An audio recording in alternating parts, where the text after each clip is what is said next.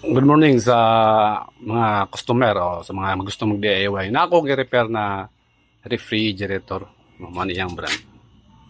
And then, double door ni siya. Okay. And then iyang. No kiniyang details. Okay sa maong refrigerator. Okay. Unsa may problema ning ni complain mo sa customer na labot ng sa shop. Ang iyang complaint is ayaw lang mamimig, so dili siya mo bugnaw. O iyang model number, serial number, and then iyang complete details, compressor motor. Wala pa ni siya maatim pag repair ha. Ani, wala pa kini maatim pag repair niya iyang other details, barcode. Okay. Unsa may among nakita diri unsa may mga problema ni nga mga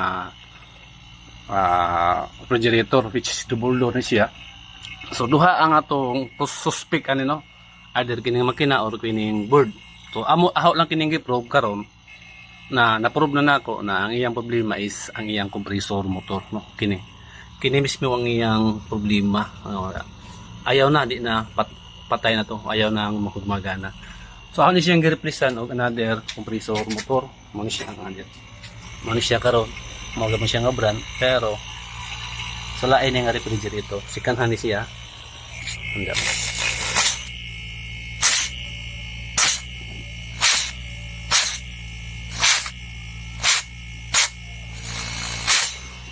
Okay, so kung ato ni transfer ng isang wiring dito, so wala, hindi siya gumagana yung compressor motor. So probe na ni siya nga atong replacement po compressor motor.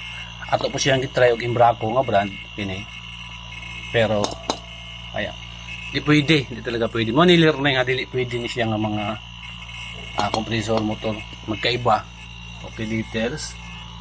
Okay, any queries regarding ani na mga refrigerator, pwede ka mo queries how to repair ani na mga refrigerator. Okay, thank you for watching. Okay, balik ta dire. Balik sa iyang front door. Mo kini ang iyang brand. And then ikaw na be. Kini siya mga refrigerator is frost free, no? Blower type. Blower type ni frost free, mani ma blower type siya. Okay, salamat. Thank you for watching. God bless everyone. Have a nice day.